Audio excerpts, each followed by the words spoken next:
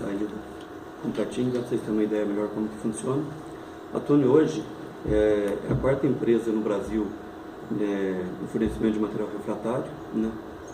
Hoje a maior é a Magnesita no Brasil, né? Depois da Magnesita tem a Eibar, e depois a Saint-Gobain, e em quarto lugar vem a Tony. A Tony ela trabalha já há 104 anos, né, no mercado. Ela está há 60 anos trabalhando na área de refratário. Anterior a isso, era uma empresa que trabalhava, era uma olaria na verdade. Então muitas construções que tem Poços de Caldas aqui, você pega no início do século, ela foi produzida com materiais produzidos pela Tony, tijolos, telhas, que era a linha de produção deles. A partir da Revolução Industrial, eles começaram a trabalhar na área de refratário, porque Poços de Caldas é uma cidade que ela é rica em argilas, e essas argilas, com o tempo, eles foram trabalhando e descobrindo que ela tinha um teor de alumínio, ela era rica em alumínio, que é a matéria-prima base do material refratário, né?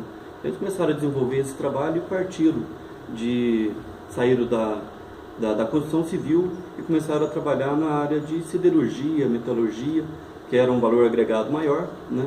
E como eles tinham uma tendência uma visão para expansão, para crescer, eles começaram a trabalhar nessa linha. Começaram os desenvolvimentos, começaram a trabalhar nessa área e perceberam que isso era um mercado muito amplo. Na época, não se importava nada, né? O mercado era tudo fechado. E trabalhava com a linha de produção para fornos de maneira geral, né? Não se importavam muito naquela época lá com qualidade. O pessoal precisava só de um material refratário que resistisse uma certa quantidade de tempo, né? E eles entraram nessa linha de produção, foram desenvolvendo. Com o decorrer do tempo, começou a entrar materiais de fora do país. Isso foi necessário estudos, né? E o pessoal começa a trabalhar, desenvolver novas matérias-primas, novos produtos, porque senão acabava ficando fora do mercado, né? E aí, a partir daí, que começa a importância de um sistema da qualidade. Porque anteriormente, qual que é a importância do sistema de qualidade da empresa para a gente? Procedimentar os processos. Muitas coisas que a gente tinha, estava na cabeça de algumas pessoas que tinham conhecimento, só que ele tinha dificuldade de passar esse conhecimento para as pessoas, né? Então, o sistema da qualidade veio facilitar isso para a gente tirar essa informação que estava na cabeça das pessoas, né? E difundir esse conhecimento a todos, né? E a gente tinha essa dificuldade, cada pessoa trabalhava de uma maneira, ele tinha aquelas informações, ele tinha aquele conhecimento, e às vezes a gente tinha dificuldade de extrair essa informação das pessoas, né? Então eu acho que aqui na apresentação da empresa, o início deles é dessa forma, né? E depois a gente, na década de 40, 45, quando começa, depois da Segunda Guerra Mundial, que o pessoal começa a trabalhar mesmo com industrialização, o Brasil, ele sai dessa época que a gente trabalhava mais, era mais agricultura, o Brasil não era muito difundido na parte industrial, ele começa a partir e a Tony entra também nesse ritmo, né? E começa a trabalhar. O primeiro cliente da Tony foi a CSN, né? Uma indústria siderúrgica, que foi a primeira que saiu no Brasil, né? Aí a gente começa a ter mercado, né? Para poder difundir a empresa e ela começar a crescer, né?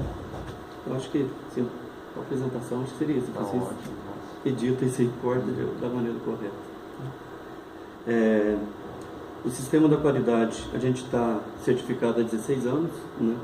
Começamos com o sistema ISO 9000, que foi a norma que foi adequada para a gente, isso por solicitação dos nossos clientes, não foi uma coisa que partiu só da empresa.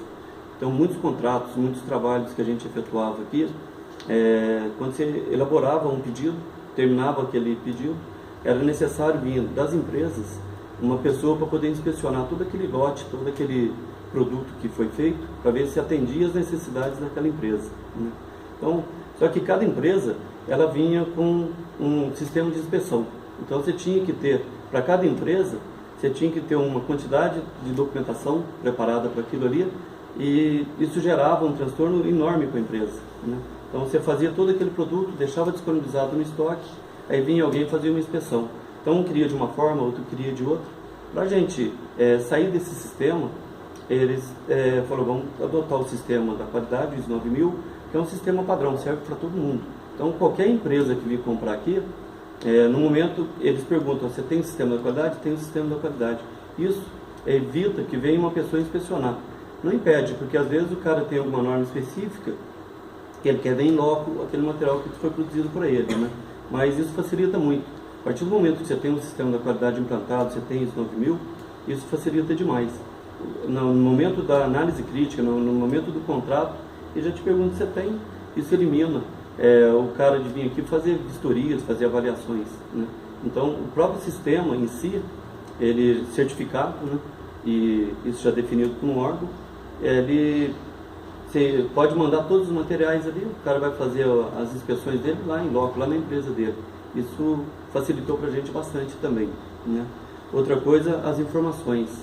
A gente ter tudo procedimentado facilita no treinamento, né? Você tem um funcionário novo que chega, ao invés de você colocar uma pessoa lá para poder fazer o acompanhamento, ensinar esse tipo de trabalho, você pode passar o procedimento para ele, ele vai fazer uma leitura do procedimento, ele vai ser treinado em cima daquele procedimento, né? Depois a gente vai só fazer o acompanhamento para ver se ele está fazendo da maneira que foi determinada para ele, né? Isso facilita bastante para a gente também. Órgão certificador aqui que pergunta, o nosso é a DNVGL, né? Que era GL até o ano passado, aí depois com a fusão, né? O DNVGL, hoje é a segunda maior empresa de certificação do planeta, né? E a gente já está com eles há 6 anos, né? Vamos fazer a renovação agora no mês de agosto e a gente deve continuar mais um período ainda, né? O escopo da nossa certificação, produção de material refratário e extração de argilas, porque a Tony, além dela fazer a produção do material refratário aqui, nós temos as minerações também, né? Então a maior parte da matéria-prima utilizada na Tony, ela é produzida pela Tony mesmo, né? Então nós temos essa fábrica aqui que faz os produtos, mas ele tem mais 2 ou 3 empresas que fazem a preparação da matéria-prima. Uma fábrica em Sacramento, uma fábrica na unidade 2, né, que é aqui perto da Alcoa, né? E eles têm também outras pequenas minerações para extração de material. Então, dentro do nosso escopo ali, como a gente pode vender tanto um produto acabado feito nessa fábrica aqui, quanto a gente pode vender argila também, então por isso que é necessário que a gente seja certificado tanto na produção de material refratário quanto na extração de argilas também. Se vocês olharem ali, ó, o Manual da Qualidade, capítulo 4 nosso, já fala isso. Escopo, fabricação de materiais refratários, extração de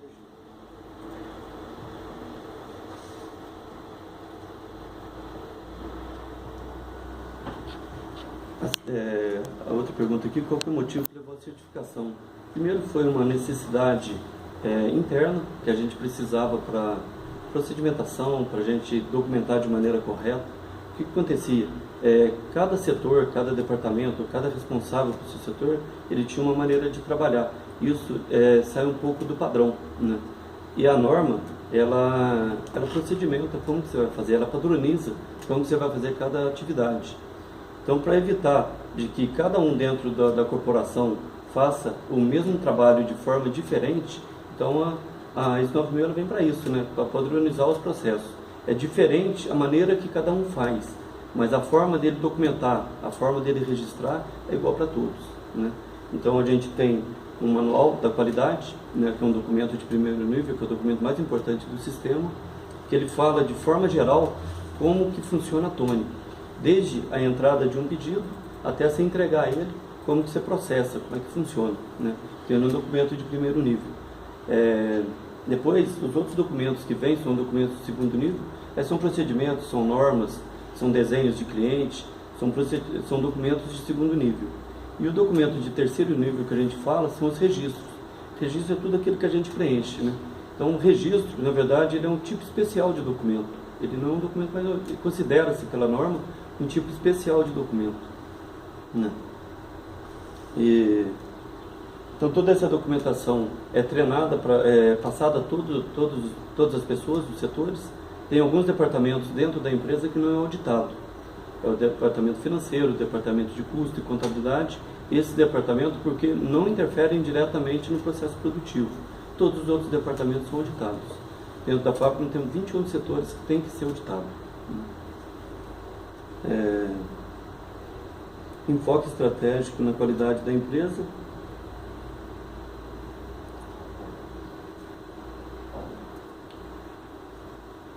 Na verdade, para nós, a importância do sistema da qualidade foi justamente pela padronização mesmo. A gente tinha muitos processos que, como eu falei, cada um fazia de uma forma, né?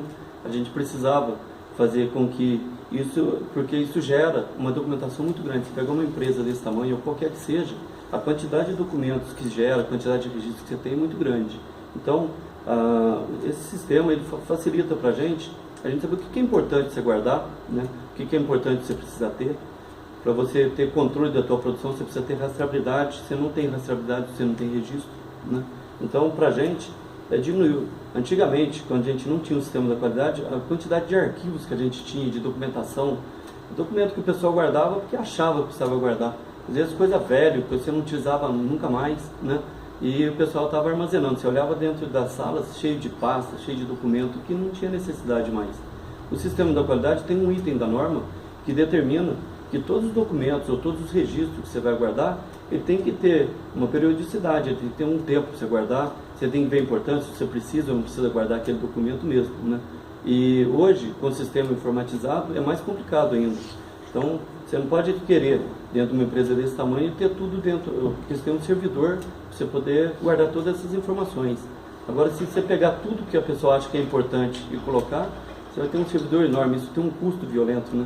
Então, você tem que tentar colocar dentro de um sistema, um procedimento específico que determina o que é importante você guardar ou não, qual que é o tempo de retenção, né? E você pode precisar buscar essa informação, como que você vai encontrar, então ela tem que estar fácil de você encontrar. Então você determinar em um procedimento aonde que isso vai estar guardado, por quanto tempo vai ser guardado, quem que tem acesso a essa informação ou não, quem que tem autorização para tirar ou mudar essa informação ou não, isso não tem que ser tudo documentado. Então, para a gente, o que facilitou muito a gente ter um sistema da qualidade também é o fato de você ter toda essa documentação controlada, todos esses registros controlados, né? Bom, verificar a posição do RD e o organograma da empresa. Na verdade, a minha função, além de representante da direção, eu sou encarregado de produção. Trabalho na Tony faz 29 anos, né? Hoje eu trabalho a divisão de moagem, que é uma divisão de preparação. Então, toda a matéria-prima que chega na Tony, grande parte dela tem que ser processada de alguma forma. Tem algumas matérias-primas que já vêm prontas de terceiro para ser colocado na produção. Então, a minha função, eu sou encarregado de produção, encarregado de moagem, né? E juntamente com esse sistema, trabalho também como RD, né? Na verdade, a gente não tem dentro do organograma nosso, como vocês podem ver, a gente não tem uma função RD, né? A gente tem a função RD, lógico, só que, como ele falou, então ele se enquadra aqui como encarregado da moagem, né? E faz todo esse trabalho. Então, em cima desse organograma, que seria o simplificado da empresa, é que cada funcionário sabe o grau de comunicação com quem que ele tem que comunicar. Quem que é o... Aqui estão determinadas as hierarquias, né? Então, no caso da pessoa tiver alguma necessidade, até onde vai o limite de atuação da pessoa, então ele sabe qual a pessoa que deve procurar para poder resolver algum problema que saiu fora da autonomia dele, né? Aqui eu não tenho uma função direta, aqui está como departamento, né? E no manual da qualidade que está especificado qual é a minha função de RD.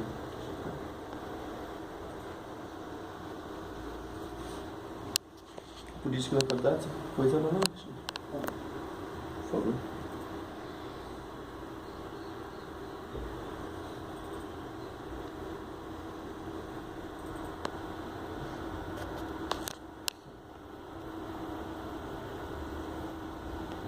Essa política ela é explicada e é do conhecimento de todas as pessoas que trabalham dentro da empresa, né? Dentro das análises críticas que são feitas pela empresa, que são feitas semestralmente, né? É avaliada se essa política está correta ou não, se ela precisa ser alterada de alguma forma ou não. Ela pode ser só alterada pela diretoria, né? No momento ela é atual, a última versão que a gente tem, ela foi feita em agosto de 2004 e de lá para cá não foi alterada, né? Para a gente verificar se ela está sendo atendida ou não, a gente verifica durante as auditorias.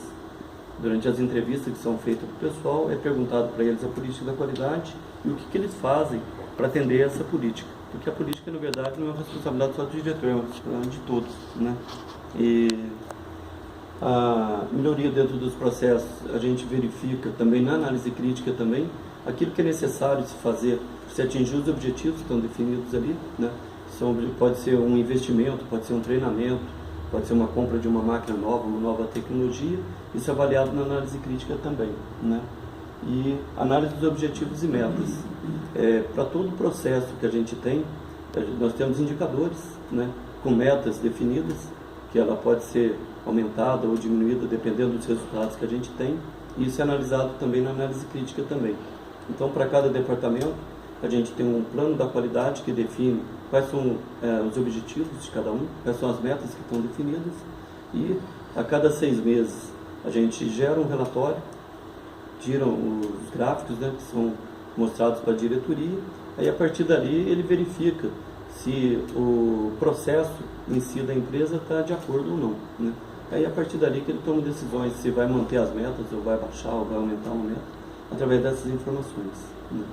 Isso é depois colocado num relatório, né? Toda análise crítica, você tem que formalizar um relatório, e esse relatório é olhado também pelo auditor da auditoria externa.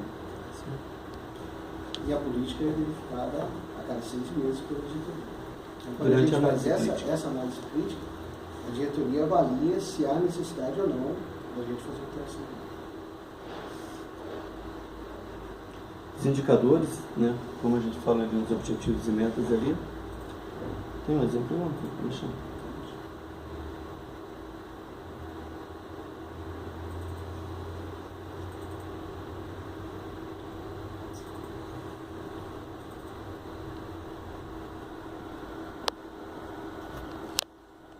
Então, esse indicador da mineração, ele mostra o aproveitamento, né, da jazida, porque o índice que a gente pega da mineração é aproveitamento da jazida e custo, né?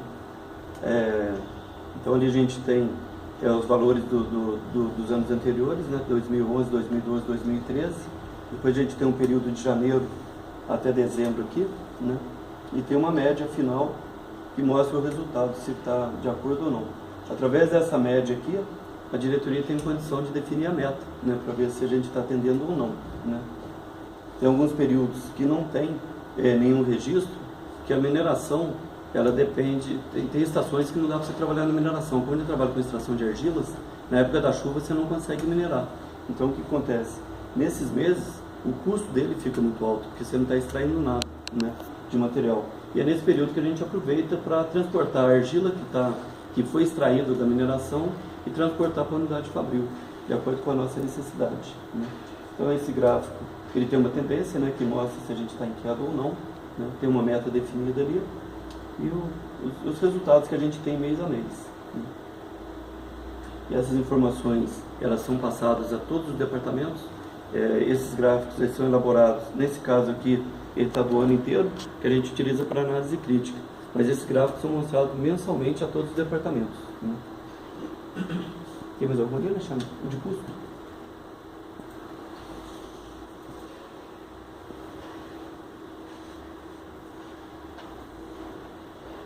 Nesse caso também é da mineração também, então a gente tem um que a gente vê a produção, né, se tá sendo, a produtividade está de acordo com aquilo que foi determinado, e esse aqui ele mostra o custo, né? Então a gente tem, por exemplo, você pega o mês de setembro ali, ó, o custo foi altíssimo da mineração. Nesse caso, é que nós terminamos uma mineração que a gente estava, uma extração que a gente estava fazendo aqui perto de Águas da Prata, ali ficou 9 anos minerando naquela mineração ali, só que lá já exauriu, já acabou. Então no momento que você vai fazer a troca, que agora nós passamos, está perto de Andradas agora, aí você tem que levar todas essas máquinas para lá. Então nesse período não produz nada, você só tem o custo de transporte, de equipamentos, a preparação da lavra também, né? Porque quando você vai retirar a argila, ela está profunda. Então você tem que retirar toda a vegetação, você tem que tirar toda aquela terra que está por cima ali, aí a partir daí que você vai retirar a argila, né? E uma coisa importante também que tem, é uma questão ambiental também, que a empresa tem que ter essa preocupação, de depois devolver a área da mesma forma que você pegou. Assim, não vai ficar perfeitamente do que era, mas você tem que deixar o mais próximo possível, né? Então toda mineração, você tem um trabalho de preparação para poder fazer, você tem uma liberação da área por órgãos ambientais, né, que são definidos, que fazem esse levantamento e verificam se você pode retirar aquela matéria-prima dali ou não, né? Geralmente, você vai mudar toda a área, né? Você vai ter que tirar toda a vegetação, você vai ter que tirar toda aquela terra boa que tem, para você poder retirar argila. Geralmente, quem cede essas áreas, né, ele não se preocupa muito que onde tem argila você não consegue plantar nada. Geralmente é um córrego, é uma várzea, algum lugar dessa forma que tem argila, a matéria-prima que a gente precisa. Então, para a pessoa que cede essa área, ele tem os royalties que ele recebe por aquilo ali também, para ele às vezes é melhor ele ceder do que ele utilizar aquela, que não vai utilizar para nada, ele vai ter um mato lá que não vai servir para nada. Então, geralmente, quando ele pega, acaba retornando a terra para ele, a propriedade, melhor do que quando ele cedeu. Porque ele pede para você fazer as melhorias, né? Você pode cercar a área, você pode fazer lagos. Aí depende daquilo que foi acordado no contrato.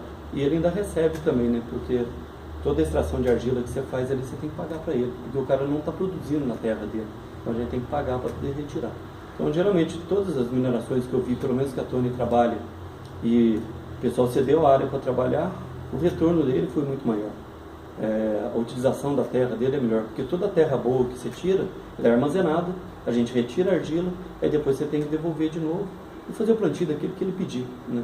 Geralmente, muitas dessas pessoas pedem para deixar lagos, porque ele tem outras propriedades em volta da área e ele precisa de água para plantio. Então, geralmente, às vezes é um córrego, alguma coisa dessa natureza, ele prefere que a gente deixe um lago para ele ir lá, para ele utilizar, certo? Como são tratadas as melhorias de processo, que é o PDCA, né? Na verdade, todo o processo nosso ele é mapeado, a gente tem um plano, né, da qualidade, a gente tem alguns objetivos que já estão definidos ali, mapeados dentro do nosso processo, então a gente conhece dentro do nosso sistema onde são os pontos fracos, onde são os pontos fortes, né? E aí a gente começa a trabalhar em cima disso. Então todo processo que a gente faz ele é mapeado de alguma forma. Então, as não conformidades, os problemas que a gente tem de processo, de produto, eles são tratados de alguma forma, né? Então, isso é um item da norma também, que ele diz que você tem que ter um procedimento específico para tratamento de produto não conforme, né? Você definir quais são as ações corretivas que você vai fazer ou não, quem vai fazer essas ações corretivas, se depois delas feitas, se foi eficaz, se não foi eficaz.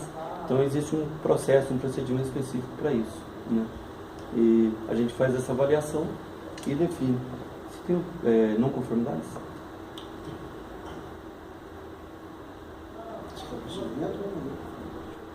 Pode ser uma não conformidade. No sistema não tem não, né? Aqui não tem. Acho que registrado, acho que não tem. Não está preenchido aí. Essa é antiga, deve estar preenchida já, 2011. As mais recentes.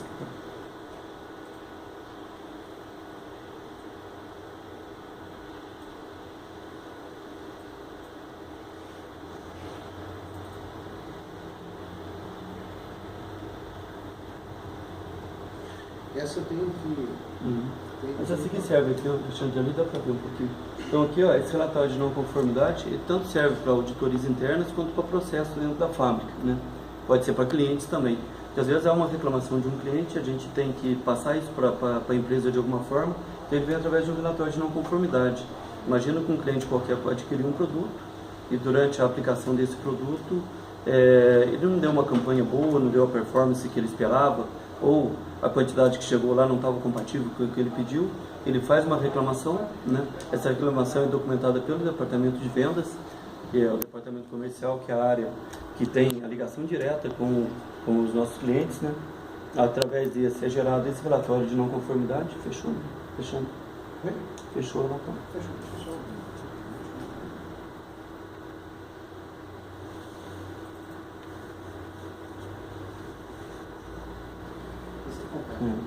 Então ali, ó, ele mostra, tem um número, né, de sequencial, para a gente saber qual relatório que é, a área que está envolvida, né, no caso ele imagem, imprensas e controle de qualidade, né, a gente define o que ele fere, pode ser um item de norma, pode ser uma especificação de cliente, ou pode ser um procedimento interno, né, que ele foi o responsável pela não conformidade.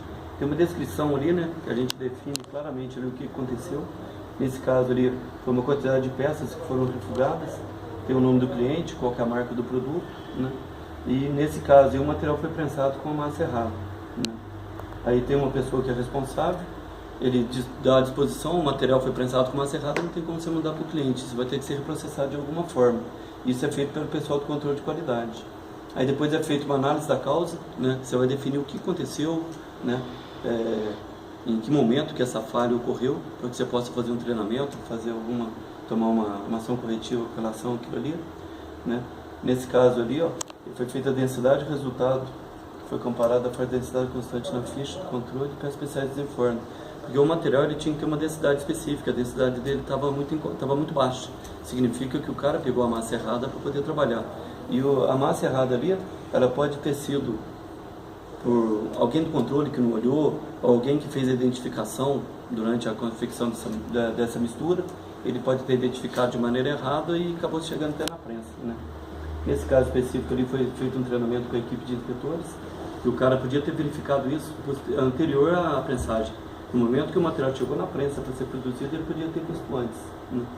Aí depois que você faz o treinamento, você tem um tempo, né, para você poder avaliar se a ação corretiva que foi tomada ela foi eficaz ou não, né?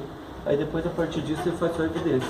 Se o fato não volta a repetir, aí você verifica se o treinamento foi eficiente ou não, e se a eficácia do treinamento, né? Então, no caso de produtos não conformes, para quase todos os tipos de produto, a gente gera, assim, quando aplicável, a gente gera um relatório de não conformidade e passa para a área onde ele ocorreu, né? O controle de produto não conforme, a gente acabou falando, implementação. A norma, ela determina que alguns procedimentos têm que ser escritos. Para todos os itens da norma, você não precisa escrever procedimentos, mas para alguns é obrigado. Na onde tiver escrito na norma que precisa de um procedimento documentado, você tem que escrever. Mas se você não escrever, durante a auditoria externa, você pode perder a certificação em função disso, na verdade. Então, nesse caso, a gente tem um procedimento específico, né, que mostra para que ele serve, né, não conformidade de ação corretiva, quem foi que verificou esse procedimento, quem foi que aprovou, nele está relacionado em que situações que você abre o relatório de não conformidade, né, ele tem as tarefas ali, o responsável por essa tarefa, né. Ali a gente tem uma lista de distribuição para todos os departamentos que precisam ter esse procedimento, né, que está relacionado ali. É enviado uma cópia para eles. Toda vez que a gente faz alguma alteração ali, a gente tem que trazer esse pessoal para cá, para o auditório, fazer um treinamento com os responsáveis por essas áreas, entregar o procedimento e implementar, né. Isso a gente verifica durante as auditorias também.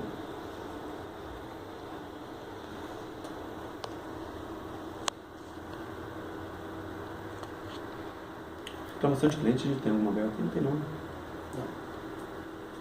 Um exemplo aqui ele fala sobre reclamação de cliente. Reclamações de clientes, todas elas são tratadas pelo departamento comercial, né, que vai verificar se tem procedência ou não. Porque a gente ouvia no passado que o cliente sempre tem razão. Ele tem quando ele tem mesmo, né, porque às vezes ele não tem. Às vezes o cara faz uma reclamação de um determinado produto, ou um processo, alguma coisa, mas às vezes o problema está dentro da empresa dele mesmo, né. Você manda um material, você manda uma instrução de trabalho, como que ele vai utilizar aquele material, e às vezes ele não segue todo aquele procedimento, o material acaba dando problema na aplicação. E ele faz a reclamação e a gente tem que tratar isso de alguma forma, né? Então toda reclamação ela é verificada pelo departamento comercial, e quando ele julga que ela é procedente, aí ele vai passar para as áreas onde a gente acha que ocorreu aquele fato, né? Pode ser a divisão de produção, pode ser um departamento de pesquisa e controle de qualidade, pode ser uma questão de carregamento. Então a gente vai direcionar essa não conformidade onde ela ocorreu. E a reclamação também.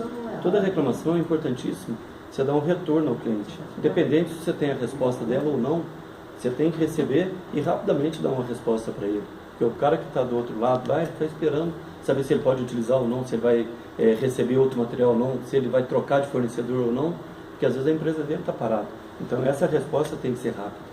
A resolução do problema não tem que ser tão rápida, mas a resposta tem que ser. Você tem que dar uma condição para ele de dar sequência naquele processo que ele está fazendo, né? Então isso é importantíssimo. Reclamação de cliente é um item de norma, que quem não cuida de reclamação de cliente, primeiro que você pode perder o cliente, né? Em segundo caso, aí você, no caso de uma auditoria, você pode ter um problema com o teu certificado, né?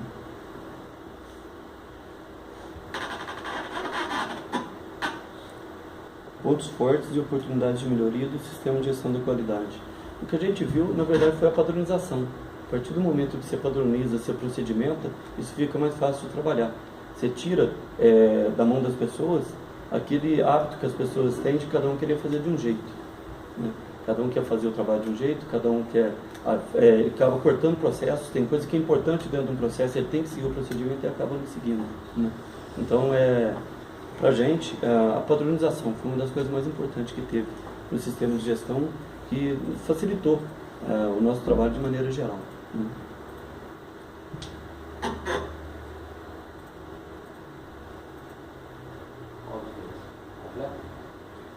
O sistema de agrega valor, torna a empresa mais competitiva. Na verdade, toda pessoa que é certificada no sistema da qualidade, antigamente o pessoal confundia que quem tinha ISO 9000 tinha qualidade. Isso, na verdade, é um erro. Você ter a ISO 9000 só, mas se a pessoa não fazer de maneira correta, não quer dizer que você vai ser competitivo no mercado, né? Além de você ter um sistema da qualidade, ele tem que ser seguido corretamente. As normas, as cláusulas que estão definidas ali, a pessoa tem que seguir de maneira correta.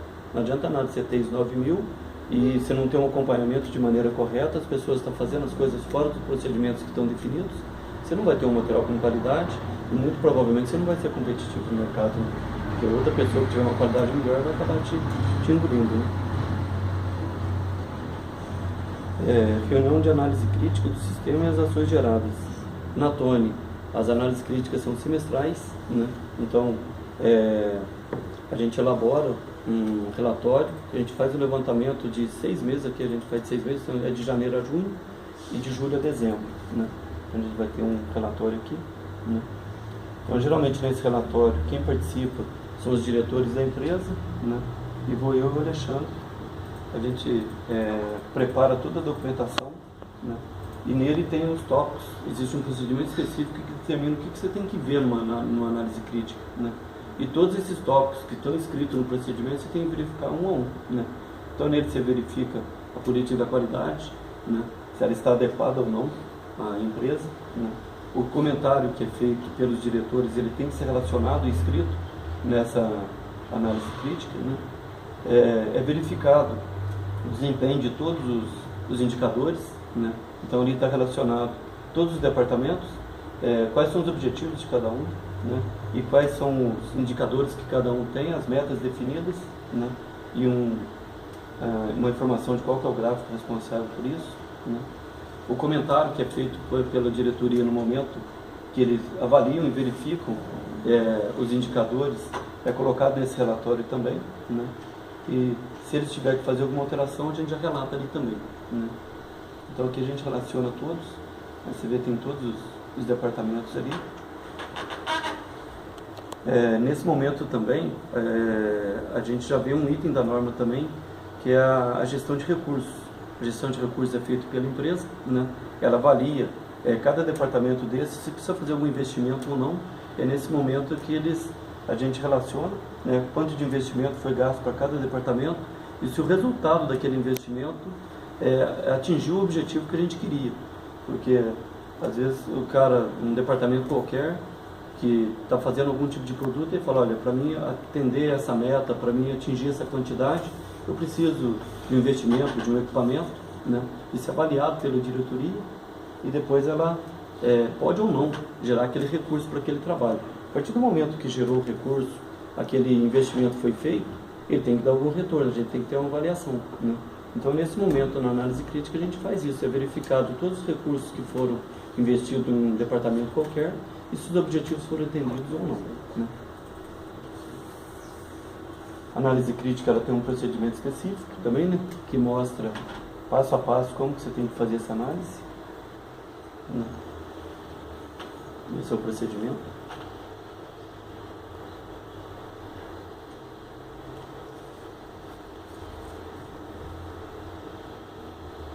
Não entendi essa pergunta, o último aqui. As informações que a gente passou, não sei se tiver alguma pergunta específica, alguma coisa que a gente pode relatar. Assim, de maneira geral, tenta dar uma passada como que funciona o sistema de qualidade na Tony. Ele é muito mais amplo, né? Porque as perguntas que estão colocadas aqui, ela não pega todos os itens da norma. A norma ela é bem abrangente, né? Ela é meio que específica. Não sei se a gente conseguiu ser claro, se chegou ao objetivo que vocês queriam. Essas perguntas aí, a resposta foi excelente, era isso mesmo, assim, que era mais para apresentar assim, para a turma qual traz. Então, o que acontece? A gente elabora um programa de auditorias, né, que ele é feito pelo coordenador do Comitê da Qualidade, aprovado pelo representante da direção. A gente tem uma data que a gente define, né, o período. Então, são os setores que serão auditados, a previsão da auditoria. Geralmente, ela inicia no mês de maio, no primeiro semestre ali. A gente tem que concluir até o mês de junho, né? Não pode passar disso. Aí a gente tem um auditor, que é o responsável pela auditoria, um acompanhante ali. Geralmente a gente pega esse pessoal de acompanhante para treinamento, para a gente treinar mais auditores, né? E também uma coisa importante da pessoa que acompanha é que às vezes a pessoa que vai fazer o estudo, ele está fazendo, mas o cara que está acompanhando, ele olha determinadas coisas que o próprio auditor interno às vezes deixou passar. Então, tipo assim, registro de documentos, por exemplo. Se eu faço a auditoria com o Cláudio, então o Cláudio está auditando, por exemplo, o rapaz ali, enquanto ele está auditando ele, eu estou olhando uma parte de documentação. E às vezes alguma pergunta assim, alguma coisa que o Cláudio deixou de perguntar, eu posso em qualquer momento vir e fazer essa pergunta. Então essa interação dos dois auditores, ela é bom porque para nós é um ponto positivo, que a gente consegue cobrir mais a área e a gente deixa menos coisas depois para o auditor externo chegar e pegar. Geralmente a nossa auditoria interna ela é muito mais abrangente do que uma auditoria externa. Que a gente não, assim, a gente tem que, primeiro que é importante para a empresa verificar se todos os processos estão sendo feitos de maneira correta, né? E segundo, você não deixar possibilidades de um auditor externo vir e ver erros que você poderia corrigir antes. Então, a auditoria interna, ela é tanto, você tem um controle do processo, ela serve para você fazer treinamento também. Porque às vezes algum problema pontual, algum problema simples que você consegue resolver, ao invés de você emitir um relatório, esperar uma semana para o cara ler aquilo e tentar resolver aquele problema, você já treina na hora. O problema já está evidenciado, você já está vendo, você já ensina a pessoa o que está fazendo, né?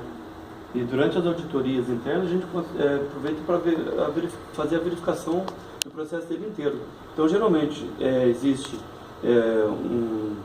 um planejamento, né, de quais são as pessoas que vão fazer essa auditoria, é informado antecipadamente ao departamento que vai ser auditado, para que ele possa fazer essa preparação.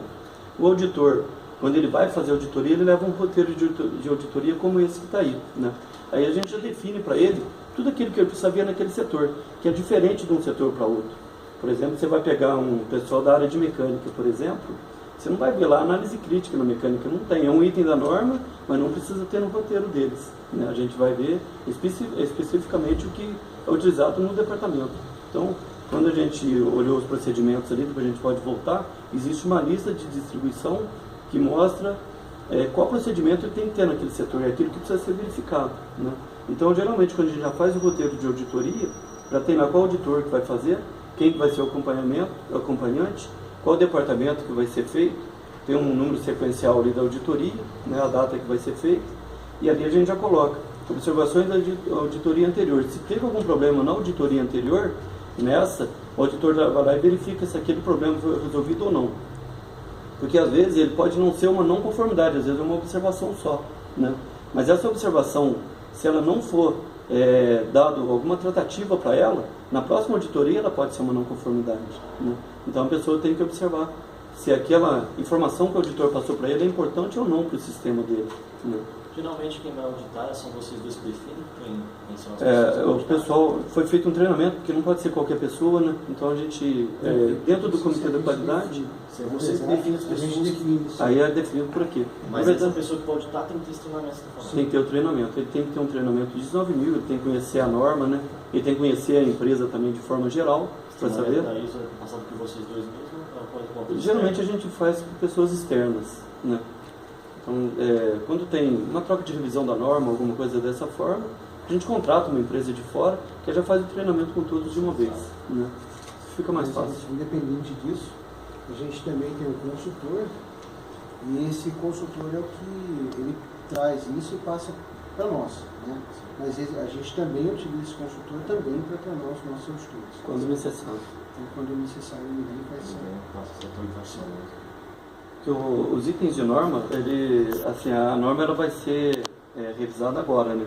Ela deve alterar em 2015. Essa versão que está aí é 2008. Geralmente de tempos em tempos eles fazem uma revisão, né?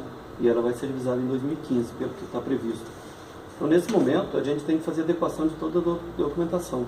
Então, a gente utiliza um consultor que já trabalha com a gente há uns 15 anos também, né? Que é uma pessoa que é especialista nesse assunto. Então, a gente faz todas as alterações que são necessárias fazer no sistema e a gente passa para ele que ele faça uma correção, faça algum ajuste se for necessário ou não, né? Então, ele tanto está preparado para fazer essas alterações, quanto os treinamentos que são necessários quando a gente precisa. Existe alguns tipos de treinamento que é feito por nós mesmos, né? Isso despende custos, né? E tempo. Às vezes você precisa reunir todo o pessoal aqui, é mais fácil às vezes você fazer quando não vai usar toda a equipe, todas as pessoas precisam ser treinadas, aí a gente treina aqui dentro mesmo, né? Porque você leva numa sala ou vai na própria sala da pessoa e faz o treinamento lá, né? E sempre essas pessoas que vão fazer a auditoria interna, quando você seleciona, tem que ter um certo determinado tempo de casa, Precisa ter. Tem que ser um gestor de alguma área. Importante que a pessoa, assim, seja mais da área administrativa, do setor, que ele tenha um conhecimento geral, né, de como que funciona. Você pegou a pessoa da área operacional, é importante também, mas às vezes eles limitam o conhecimento técnico ali, mas dentro da norma ela pede que você tenha controle em outras informações também, que eles acabam ficando meio limitados, né?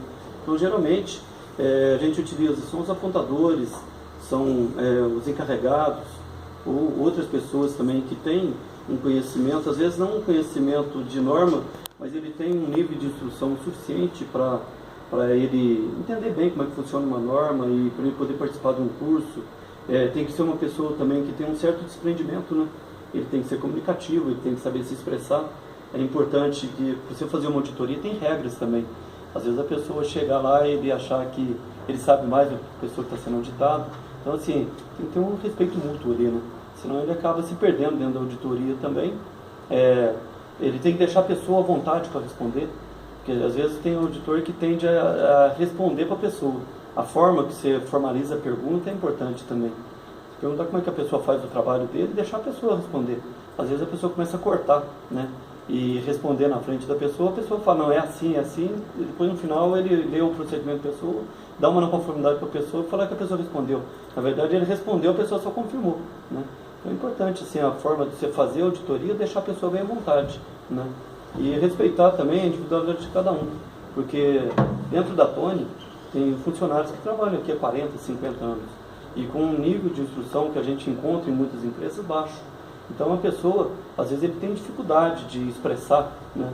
Então em algum momento a pessoa não vai ler um procedimento e explicar como é que funciona.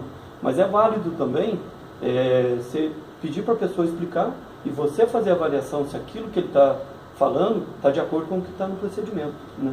É muito comum, às vezes, um auditor chegar e pedir para a pessoa mostrar dentro do procedimento como é que é a atividade dele. E a pessoa tem dificuldade de leitura, a pessoa tem dificuldade de se expressar.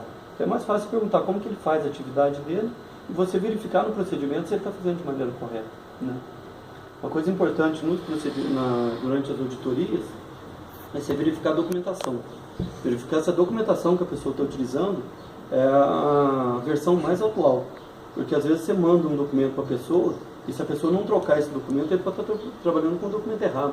Às vezes houve uma mudança da norma de um cliente qualquer, mudou uma especificação, mudou alguma coisa, então a pessoa tem que estar trabalhando com o documento mais atual, isso é importantíssimo, né? E os registros, todos os registros que tem, são importantíssimos para a rastreabilidade. Você não consegue fazer rastreabilidade de um processo se você não tem registro, você não consegue evidenciar, né? Então é importante quando você está olhando o registro, sempre está completo, porque às vezes as pessoas tendem a não colocar data, não colocar assinatura, depois você não sabe quem fez, né? Ou rasuras, isso é importante, não pode ter rasuras em registros, né? Porque às vezes colocou uma informação lá, o cara vai e risca, não pode, você tem que trocar aquele documento, trocar aquele registro, né? Ou se a pessoa, por algum motivo, precisou rasurar alguma coisa, ele tem que assinar na frente para a gente saber quem que foi que alterou, quanto que alterou, né? Por que teve aquela rasura naquele registro. Né? Bom, o que ele falou, basicamente, você fez uma pergunta sobre a gente tem que seguir essa norma para fazer o estudo. Essa norma aí tanto para auditores externos como internos. Então a gente segue essa norma. 19.000 de procedimento, né? Sim. Não, na verdade a gente criou um procedimento sim para auditoria. Então a gente resume aquilo que a gente acha importante, tanto para a pessoa que faz auditoria quanto para o auditado. A gente tem esse procedimento para isso.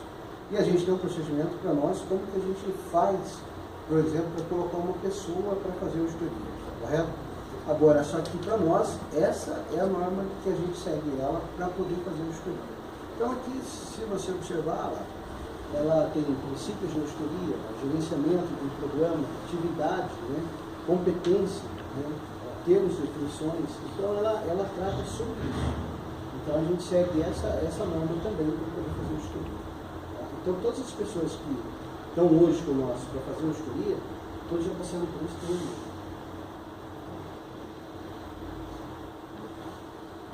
O pessoal que está sendo auditado, se tem alguma pessoa que, assim, que desponta, que tem um conhecimento, porque o pessoal às vezes sai da empresa, às vezes sai uma pessoa que era um auditor interno, alguma coisa, a gente precisa colocar outra pessoa no lugar. A gente já aproveita dentro das auditorias também, para a gente verificar se daquelas pessoas que estão trabalhando ali, se ela tem tendência, se a pessoa tem vontade ou não. A gente já conversa com a pessoa para a gente já fazer a preparação também. É importante você ter um grupo grande de auditores. O que acontece? Tem empresas que têm um grupo de pessoas que são específicos para aquela atividade. Só trabalha com ISO 9000, só trabalha com normas. Então aquela pessoa, a atividade dela é aquela ali. E tem empresas que não trabalham dessa forma, que é o caso da Tony. Por que a gente optou por as pessoas da própria empresa? Por causa do conhecimento que cada um tem. A gente vê casos, ainda existe ainda, de empresas que não utilizam o sistema da qualidade como ferramenta de gestão. Isso é importantíssimo. Para nós, toda a documentação que é gerada dentro do nosso processo é a documentação que a gente usa para o nosso sistema da qualidade. Tem empresas que às vezes trabalham em paralelo, preparam documentações em paralelas para utilizar só no dia da auditoria ou só no período da auditoria. Isso é um risco violento, né? Da pessoa estar fazendo uma documentação e na hora que o cara for fazer a auditoria dentro da empresa, verificar que aquelas documentações não são compatíveis, né? Então, é importantíssimo a pessoa utilizar esse sistema como ferramenta de gestão mesmo. Primeiro que não é barato, né? Se você for fazer um custo final de um sistema da qualidade desse, quanto que custa para uma empresa ao final de um ano? É um custo absurdo.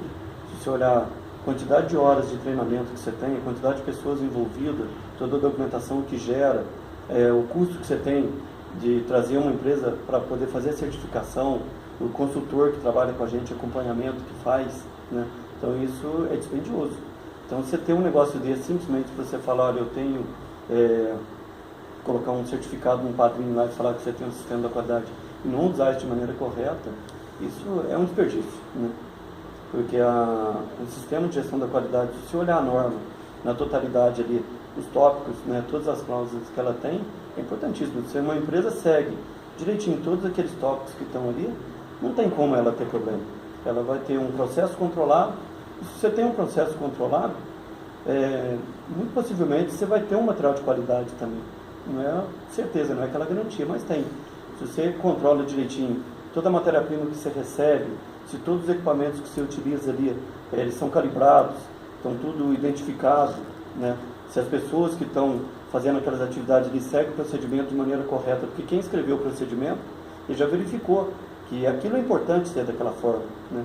Então, se as pessoas seguem aquele procedimento, se toda a documentação está correta, se todos os registros estão corretos, né? E aí você consegue ter um material com qualidade. Isso é fato. A gente tinha muito problema no passado, quando eu não tinha um sistema aqui, a gente ter algum problema dentro do processo e você tentar falar por que aconteceu aquele problema, por que teve aquela perda do produto, por que o material não saiu na qualidade que a gente queria, e às vezes você não conseguia chegar, não só na pessoa que foi responsável, de maneira geral, porque não é para você culpar a pessoa, você quer resolver o problema, né? Treinar as pessoas, porque às vezes a pessoa fez aquilo, mas ele não estava devidamente treinado. Mas se você não consegue nem ter um levantamento de informações para você chegar na causa raiz do problema ali, como é que você vai resolver o problema? Não resolve, né? E o sistema da qualidade, a forma que ele foi dimensionado, a forma que ele está na norma dele, ele faz com que você siga passo a passo, né? E consiga atingir os objetivos, né? Bom, esse seria o nosso procedimento, então, para execução e registro das auditorias da qualidade. Então, pode ver que tem o que o responsável pela área faz e tem o que o auditor também faz. Geralmente a gente manda um roteiro para o departamento para dizer o que ele vai ser, o que a gente vai ver, o que o auditor precisa ver dentro daquele departamento ali.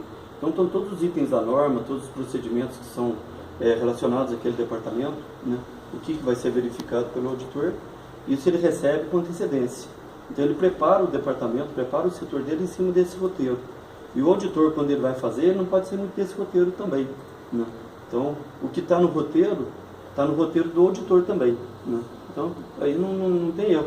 Antigamente a gente mandava um e-mail ou de alguma outra forma, a gente informava o departamento que ia ser auditado e ele fazia a preparação da forma que ele achava que devia. Aí depois chegava um auditor e ia fazer uma pergunta que a pessoa não tinha noção nenhuma do que a pessoa estava perguntando e não sabia do que se tratava. E às vezes, uma coisa importante também a pergunta ela tem que ser proporcional à pessoa que você está conversando. Tem uma pessoa que você falar para ele de uma norma direta, ou você falar sobre uma determinada pergunta, o cara entende de forma correta. Você fazer a mesma pergunta para um cara da área operacional, ele não vai entender, né? Então você tem que mudar, e a pergunta tem que ser proporcional, né? Então o roteiro, ele facilitou muito para a gente, esse roteiro que a gente está trabalhando, né? Então ele mostra ali os requisitos da norma. O que acontece? Um auditor, quando ele chega de fora, ele não sabe o que a gente faz. Então ele não vai perguntar como que eu faço um processo. Ele pergunta pela norma, né? Ele fala, como que você controla documentos aqui? Aí a gente mostra os documentos e os procedimentos que a gente tem são compatíveis. Então, por exemplo, ali, o item 423 fala sobre controle de documentos. Se ele perguntar como é que eu controlo documentos, a gente tem aquela lista de documentos internos, que é o Manual da Qualidade, né, o capítulo 4, o SQ01, o SQ09, são os procedimentos específicos dentro da TONE que trata controle de documentos, né? Então isso facilita para quem está respondendo.